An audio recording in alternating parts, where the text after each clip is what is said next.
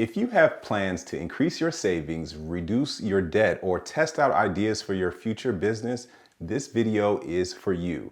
We're gonna break down 6 side hustles you can use this year, and if you stay to the end, I'll share a story of how I was able to narrow down which side hustle worked best for me. If you're new here, welcome. My name is Vodi with Financially Present. I spent the majority of my career as a stockbroker and an investment consultant. And I help people with just focusing on their finances and building their wealth. And I would love it if you like and subscribe to this video and turn on notifications so that you don't miss out on future content. If you're not new here, welcome back and thank you for supporting the channel. Now let's get into the side hustles. Number 1, pet sitting. According to a survey from the American Pet Products Association, 66% of American households own pets, whether it's dogs, cats, fish, exotic pets, you name it. And I'm a cat owner, and that's because cats are just pretty easy. I only have one. And you'll be surprised how many people need to have their cats watched or the litter box cleaned and things like that. And this would be a great way to just make some money on the side. If you love dogs, then this is something that you can really benefit from because more people own dogs than cats or any other pets. I will admit dogs are very hands-on and they require more exercise, more playtime, and not every dog is friendly. But if you love dogs, this is a job you can easily do temporarily or well into retirement. When I was a stockbroker, I had clients that became dog walkers in their retirement age, and it really helped them stay healthy and active while they made some steady income doing it. Being a dog walker is pretty low cost too. So the owners are generally going to have all the supplies you need, whether it's dog sitting, cat sitting. It can be combined with house sitting. And if you name your rate, you can be paid hourly, or you can even name your schedule. If you use sites like Rover or even community message boards, you can decide to start within your neighborhood. Just however you do it, you can get it done and make some decent money. You can start with your network first and go from there. Just make sure you really like animals if you're gonna do this. The next side hustle is timeless. And with the help of YouTube University or just plain life experience, you can make some decent money. And that's because it's handiwork. It's timeless. It's a timeless side hustle. And if you don't mind getting your hands dirty, you could decide to start with your network or people you know and just figure out what your specialty is. It could be furniture assembly, moving, mounting TVs, electrical repairs, heavy lifting, moving again. I mean, honestly, the list goes on. You can always start small and just go from there. If you want a quick and fast way to start with a wider audience, then just check out your area on websites like TaskRabbit. And this is where people are looking for help, and they can find you for whatever task you can help them out with. So again, you could be mounting TVs. People can find you directly there. If you're good at patching up drywall holes and you're painting, then this is a great resource. You can even get hired on there to help people pack or unpack. There are so many options. Just be mindful of your limits. And me personally, I'm pretty handy and I do most things on my own. But I know for a fact I don't like moving, painting, drywall patches, and I'm not getting on the roof, okay? But everything else is pretty much up my alley. But that's just me. You'll be surprised how many people need help with assembling a desk or putting furniture together like a bookshelf or a crib or things from IKEA, and you know how those things from IKEA are. I mean, people really do need help with these things and they're willing to pay. It could be a flat fee or it could be hourly. And you don't have to specialize on one thing. You can just list different hourly rates depending on what you do. If you have access to a pickup truck or a rental truck, you can easily help people move or do furniture removal. Think about how many people are selling items or giving items away just because those items are too big to get rid of on their own. So if you don't mind taking a couch or a mattress to your local dump, you can make some decent money for less than an hour of your time. So if you're a homeowner or someone who's built a decent tool collection, odds are you have everything you need already. And most of these things, I mean, are pretty straightforward for homeowners. The only thing I would caution you is that it will require you to be in people's homes. So you need to be comfortable with that. But what if you aren't handy, but you're great on a computer? Well, this next side hustle is right up your alley. Freelancing. Okay. So there are entrepreneurs, authors, business owners, artists, so many professionals that can't do what they do without the help of the expertise that you can possibly offer. They need editors, copywriters, graphic designers, web developers, virtual assistants, proofreaders. I mean, the list goes on and on. I've personally used sites like Fiverr and Upwork for particular tasks, and it's a really good way to get matched with someone or find someone conveniently, even in a different area. There was a time where I needed to do a speaking engagement elsewhere, and I needed a photographer in that area. So it was in Houston, and I was able to look them up on Upwork, and they were able to get there, be there on time, do the videography, do photography, and it made it simpler and low cost because it's not like I needed to fly anyone in or network or anything like that. I found them, they had a specific rate that was within the budget, and I made it work, and it was very convenient. So you can leverage these type of sites. And I will admit, the longer you do tasks on these sites, the better, because you establish more credibility.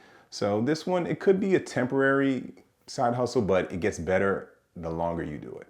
If that side hustle seems like it requires more work than you're willing to do, then the next one might be the easiest out of all. Food delivery. So think DoorDash, Uber Eats, Grubhub. You'll be surprised how many people use this as a method, and it still works really, really well. It could be costly if you're a consumer through these sites, and that's because of the convenience it gives people, but this side hustle option could be particularly convenient for you, especially if you have, let's say, an older vehicle and you don't prefer to drive people around. You can transfer their stuff. And so it's not only for food, but you can be a courier or deliver other items. On average, people are making about $20 an hour. Then there's tips, but that's based on good reviews and good service. You can do this on demand too. So if you know you have a couple of hours each night that you can only dedicate, and you like to drive, this may be a perfect option for you. Now, the next one, I actually did this myself. Tutoring or online teaching. I actually did this years ago, and this is particularly why you see Financially Present as it is today. So outside of teaching family and friends, I started teaching on a platform called OutSchool, and this platform is like several others where you could take a subject that you're passionate about and you can create your own lessons, and people will pay you to teach them.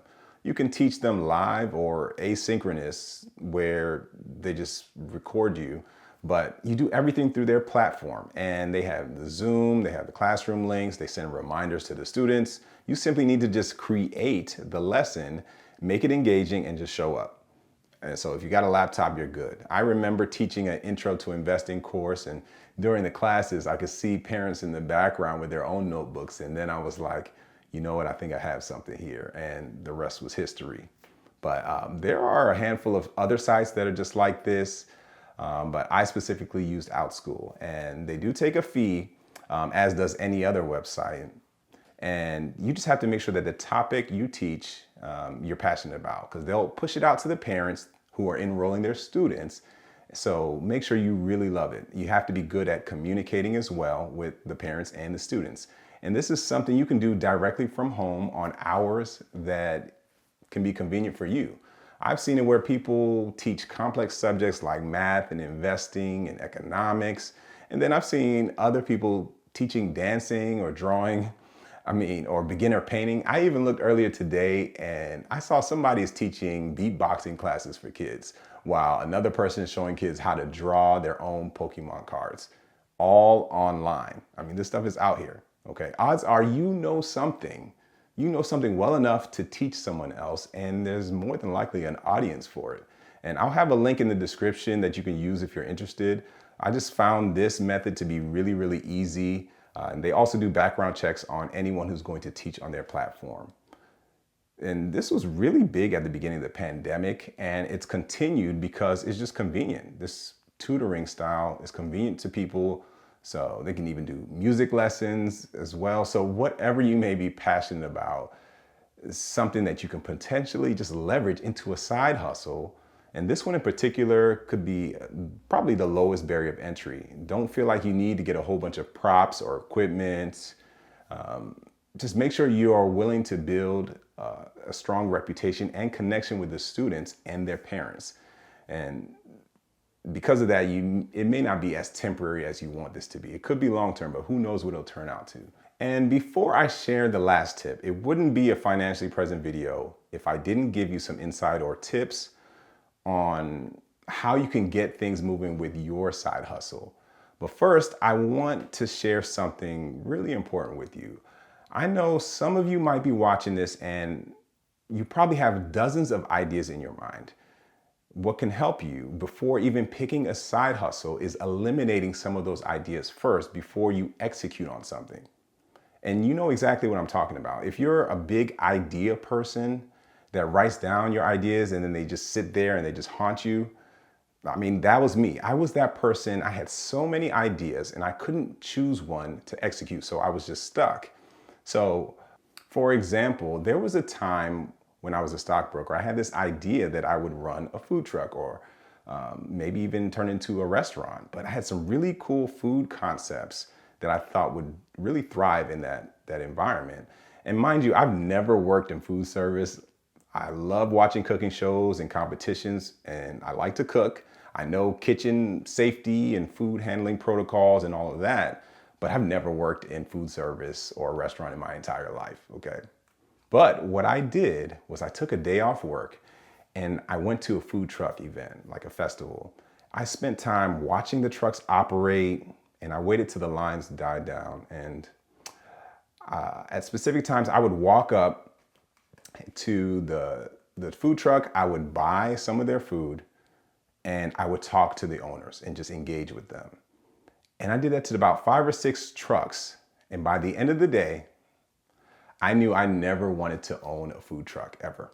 Based on the information I was able to gather firsthand, I knew it just wasn't the path for me and it didn't allow me to leverage the skills I already had. So I don't know what it is for you that might be distracting you, but I don't know all of your gifts, but it could be worth it for you to do a little more research, talk to the right person, or just take them out to lunch and ask them a million questions so that you can rule certain things out.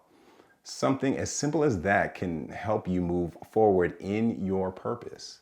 Okay, so now we have the last side hustle, and that's start a YouTube channel. You can share something you're interested in, share your experiences, because I can guarantee you there's someone like you that wants to know how you did it. You could even use it as a creative outlet. You could use it to document your family experience. It just depends. I mean, the more consistently you do it, the more the YouTube algorithm will figure you out and drive your videos to your specific audience. And if you're in your mid-30s and you work on cars or you want to share your experiences with parenting, these videos can be thought pieces. They could be how-tos. They could be reviews. You could be analyzing other videos. Who knows? It almost doesn't matter what you do with your videos, as long as it matters to you, there eventually will be some type of audience. And I think some people get caught up in the idea that they need a certain amount of views or videos need to be a certain length, but you actually have to have the consistency and the regular production of your content. You may very well find that decision makers at businesses will find you and they have partnerships lined up, endorsements, agreements, or even affiliate marketing could be a benefit from it as well. There are so many other ways you can leverage YouTube as a side hustle. And if you think that your videos need to be edited really, really well all the time, that's just not the case. I mean, there are people who have more subscribers than me, and they are simply sitting in their cars using their cell phones to record. And I'm hating, but I'm not hating. I mean, it is what it is. The point is, you can do this as a passion project, and you never know where it could take you. If you ever want to see how you could start a YouTube channel on any budget, one of the best channels I've seen is Think Media, because they'll tell you the best equipment at every single budget tier. I think even started from zero, okay? But I mean, now you're wondering what side hustle you need to do or what should you focus on. And that's probably the biggest hurdle. This is the moment where you take time and ask the people around you. I mean, there was a time where the people around me, they knew I was a stockbroker. They know I do public speaking. They know I'm a consultant, but They would come up to me when they had an investment idea or a budget issue or business idea, and I would get frustrated because I was like, why do people keep coming to me with business ideas? But sometimes you need to take a moment and listen to the people around you and gather feedback, because their feedback reminded me that I actually do have a bachelor's degree in economics and a minor in business management, and that's probably what's been showing the most.